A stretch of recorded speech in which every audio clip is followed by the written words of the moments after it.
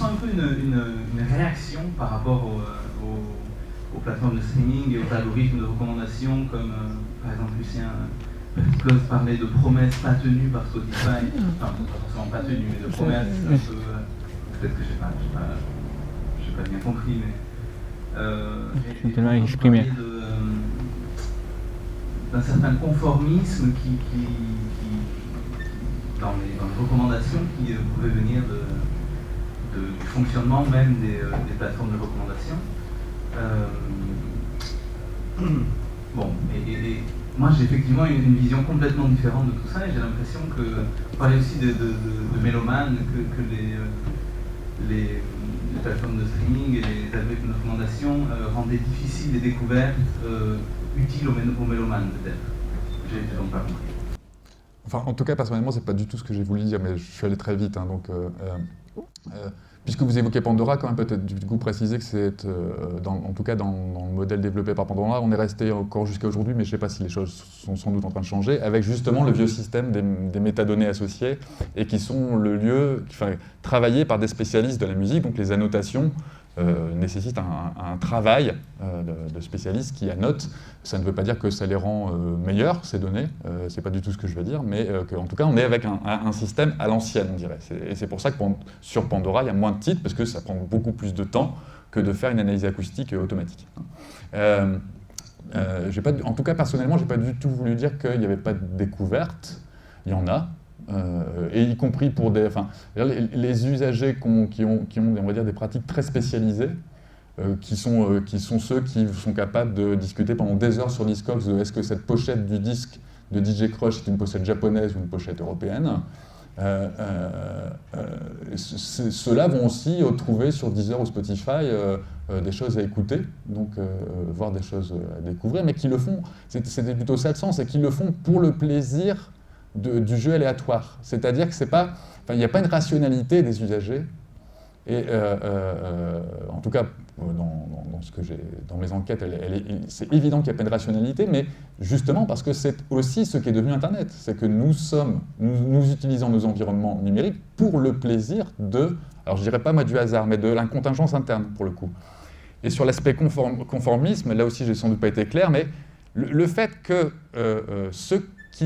les similitudes calculées le soient à partir de données qui sont internes aux environnements numériques, je vais dire ça comme ça, que ce soit des applications ou des sites en ligne, c'est une forme de conformité, mais c'est le sens du mot conformité.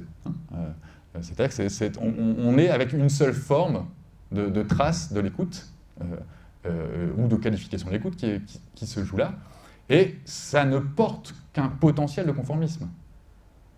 C'est-à-dire que ça ne porte qu'un peu, comme d'ailleurs ce qu'écrivait Goody sur l'écriture, ça donne aussi une nouvelle matière, ça crée une nouvelle matière. C'est-à-dire que ce qui a été analysé par Goody à propos de l'écrit, c'est-à-dire que ce n'est pas simplement une manière d'inventer une nouvelle pensée avec des listes, avec des tableaux, et qui du coup font une sorte de violence aux modalités contingentes de l'oralité, et aux ajustements incessants et infinis de l'oralité, c'est aussi la création d'un nouveau monde, et d'une nouvelle forme de cognition.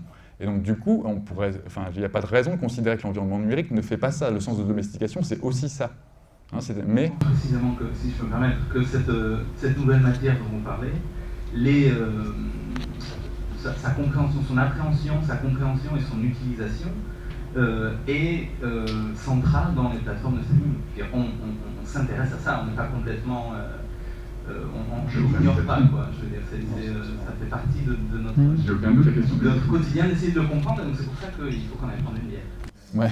Mais c'était le sens de l'autocritique d'ailleurs, parce que parfois dans les manières, comme j'ai dû du coup lire la littérature qui est aujourd'hui disponible en ligne, je veux dire tout ce que Whitman pourrait connaître, c'est disponible en ligne, donc c'est pas la même chose que quand j'ai commencé pour le coup il y a 7 ou 8 ans où c'était plus compliqué, mais on pouvait trouver des thèses des gens qui travaillaient là-dessus. C'était le sens de l'autocritique sur la sociologie de la technique symétrique. La sociologie, on va dire latourienne pour dire vite, même si Latour lui-même a changé là-dessus, mais c'est analyser comment fonctionnent les boîtes noires, ça ne nous dit pas la signification dans les usages. Et donc du coup, Par exemple, le fait d'être au clair sur la manière dont les algorithmes pondèrent, c'est une très bonne chose, et puis pour le coup, ça fait partie de votre boulot, enfin, oui, et notamment de ça. Hein. Mais de fait, ce que vivent les usagers qui l'utilisent, c'est autre chose. C'est-à-dire, ils savent que c'est calculé.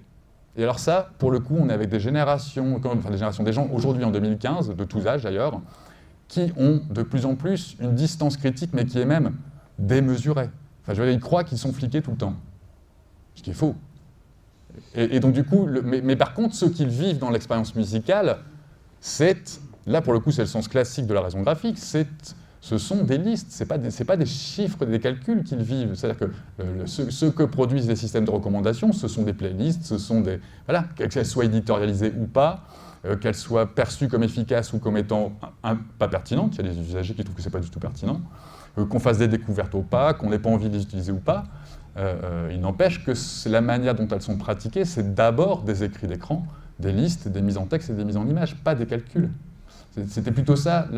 Donc ce qui est compliqué dans votre travail, c'est justement de ne pas penser que les calculs, mais de penser ce qu'on en fait.